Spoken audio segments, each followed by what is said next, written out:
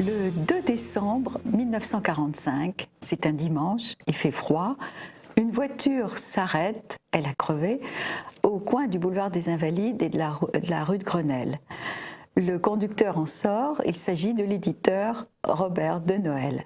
À ses côtés, sa maîtresse, Jeanne Loviton, un personnage un peu trouble, je vous en parlerai. Il va s'activer pour changer cette roue. Normalement, le couple allait au théâtre. Et Jeanne Loviton dit « Oh, moi, je ne veux pas attendre, je vais chercher un taxi ». Ce qu'elle fait, et quand elle revient, Robert de Noël est mort, abattu d'une balle dans le dos par un Colt 45. Dans la voiture, sur le siège arrière, il y avait deux choses. Il y avait une valise avec des pièces d'or et même des lingots d'or, et cette valise a disparu. Et il y avait surtout un dossier explosif sur les éditeurs pendant la collaboration.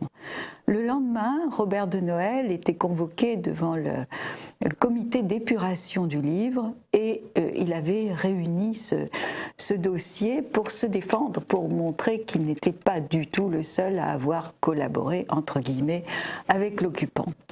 Alors, depuis, on n'a jamais trouvé qui avait assassiné Robert de Noël, mais il faut quand même vous dire un peu qui c'était. Alors, il est d'origine belge.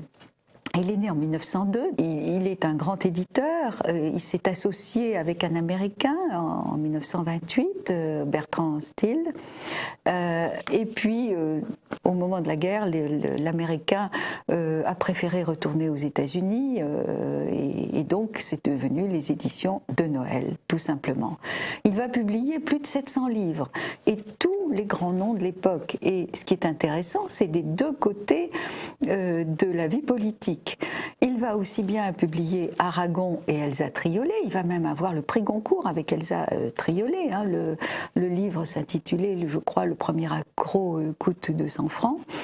Des gens comme Paul Vialard, comme Antonin Artaud, comme Franck Delano Roosevelt, mais aussi des Nathalie Sarraute, Jean Genet, des psychanalystes, Freud, Otto Rank, René Alendi, et puis surtout les gens très à droite. Il va publier Les Décombres de Rebatté, par exemple. Il va faire beaucoup d'argent avec ce livre. Il va publier Brasillac et surtout, il va être le grand éditeur de Céline. Il va découvrir Céline, qui deviendra un ami. Ils avaient beaucoup d'admiration l'un pour l'autre et Céline ne se remettra pas vraiment de l'assassinat de Robert de Noël. Alors, que se passe-t-il pendant la guerre? Eh bien, il ne quitte pas la France, il ne ferme pas sa maison d'édition, mais il crée une nouvelle maison d'édition, j'allais dire comme un pare-feu, pour les ouvrages imposés par l'occupant. Et il va y en avoir des gratinés, dont Comment reconnaître le juif, enfin vous voyez un peu le genre, ça s'appellera les Nouvelles Éditions françaises. Il est associé avec sa maîtresse, Jeanne Loviton, qui se fait appeler Jean Voilier. C'est un nom de plume. Alors qui est-elle, cette femme absolument étonnante, fascinante et qui a dominé la vie intellectuelle de l'entre-deux-guerres et d'une façon très très précise. On peut dire qu'elle a été la maîtresse de tous les intellectuels de l'entre-deux-guerres. Alors elle est née d'une longue lignée de filles mères. Elle est née en 1903 à Paris et être fille mère dans le début du XXe siècle, c'était quand même une honte, c'était un départ très difficile dans la vie. Or, la maman de la petite Jeanne va avoir la chance d'être épousée par un brave monsieur qui s'appelle monsieur Loviton et qui va adopter la petite Jeanne. Première chance dans sa vie. Elle va faire des études poussée par son beau-père. Et elle va devenir avocate, ce qui là aussi n'est pas si courant dans les années 1920-1930. Bon, c'est pas une très très bonne avocate, mais enfin quand même. Hein. Et puis elle va très vite se lancer dans l'édition et surtout elle va coucher utile. Alors elle va d'abord épouser un dramaturge qui s'appelle Pierre Frondet, et puis elle va divorcer et elle va être la maîtresse pendant longtemps de Paul Valéry. qui l'idolâtre. Il l'appelle mon bijou, ma déesse. C'est un amour fou, au moins du côté de Paul Valéry. Elle, beaucoup plus froide, hein, beaucoup plus. Et puis elle continue à avoir plein d'amants. Elle a Saint John Perse, elle a Curzio Malaparte. Enfin, elle couche un peu avec tout le monde, tout ce qui compte dans le monde des lettres. Et elle rencontre de Noël et elle sera sa dernière maîtresse. Et lui est fasciné par cette femme aussi. Bien qu'il n'ait pas vraiment songé à l'épouser, il est marié et il y a une Madame de Noël qui s'appelle Cécile et il y a un fils. Donc il a une famille, mais en même temps il quitte sa femme et l'appartement familial et va s'installer chez sa maîtresse, donc Jeanne Loviton, ou dans une garçonnière, boulevard des Capucines. Cette garçonnière, c'est vraiment là où il va vivre les dernières années de sa vie. C'est là où il a tous ses papiers, où il a toutes les choses importantes de sa vie. Curieusement, après l'assassinat, la garçonnière va être fouillée par la police et on ne trouvera rien, mais strictement rien, pas un papier personnel, absolument rien. Jeanne Loviton était passée avant. Et Jeanne Loviton, elle avait aussi récupéré une donation de la maison d'édition dont le titre était en blanc et qu'elle s'est empressée de remplir. Et quelques temps après, elle va vendre l'affaire donc, de la société d'édition de Noël au pire ennemi de Noël, qui est Gaston Gallimard. Alors ça, c'est quand même très gênant. Céline était absolument persuadée que Jeanne Loviton était, comme il disait, une assassine.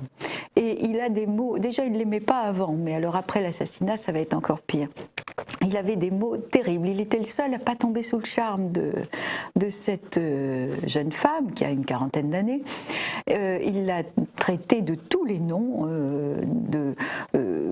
en disant en gros qu'elle jetait de la poudre aux yeux, qu'elle ensorcelait les hommes, mais il n'était absolument pas sensible à son charme. Et il emploie même le terme, qui me paraît très moderne, de super pétasse. Madame Loviton, dite Jean Voilier.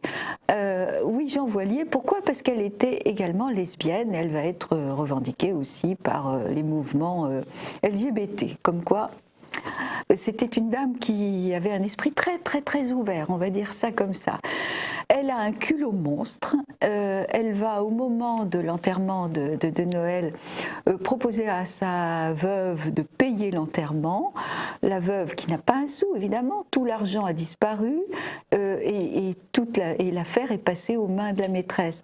Donc dans un premier temps elle va accepter, faire un devis pour des obsèques assez somptueuses. Jeanne Loviton trouve que le devis est trop cher et le revoit à la baisse avec des pompes funèbres beaucoup moins prestigieuses. Et là, Cécile de Noël trouve que c'est vraiment trop et va refuser tout lien avec Madame Loviton. Elle va juste lui demander des vêtements pour enterrer son mari, ce qui est évidemment, puisqu'elle n'avait plus rien. Il va y avoir des procès sur procès instaurés à l'instigation de Madame de Noël, qui va tous les perdre, parce que les juges n'y comprennent rien. On est en plein moment de l'après-guerre, de l'épuration. La chose la plus probable, c'est qu'en fait, de Noël n'allait pas au théâtre ce soir, qu'il allait à un rendez-vous qui lui a coûté la vie, que c'était un contrat, parce que dans son fameux dossier de défense qu'il comptait présenter le lundi matin, il y avait les noms de tous les autres éditeurs qui avaient collaboré eux aussi, et au premier plan Gaston Gallimard, mais pas seulement, ceux qu'on connaît encore aujourd'hui, comme Grasset, comme Baudinière, Armand Collin, Fernand Sorlot, enfin, il mouillait tout le monde et il est certain qu'on a voulu le faire taire. De là à penser que Madame Loviton, qui était quand même un peu une aventurière, disons-le, et qui avait très envie de récupérer la maison d'édition de Noël, et manigancer quelque chose, ce qu'on sait, c'est que les témoins sur place étaient deux avocats communistes, parce que la voiture s'était arrêtée devant le ministère du Travail, évidemment tenu par les communistes à ce moment-là. que personne n'a été interrogé, que l'enquête a été bâclée d'une façon éhontée et que les procès ont été un véritable déni de justice. Le malheureux Robert de Noël a été d'abord enterré dans un caveau d'attente au Père-Lachaise, puis finalement transféré en 1973 dans une tombe commune quelque part au cimetière de Thiers, cimetière dont Céline avait parlé en disant des mots très tristes sur ce cimetière de Thiers, le cimetière des pauvres. On ne saura jamais qui a tué Robert de Noël.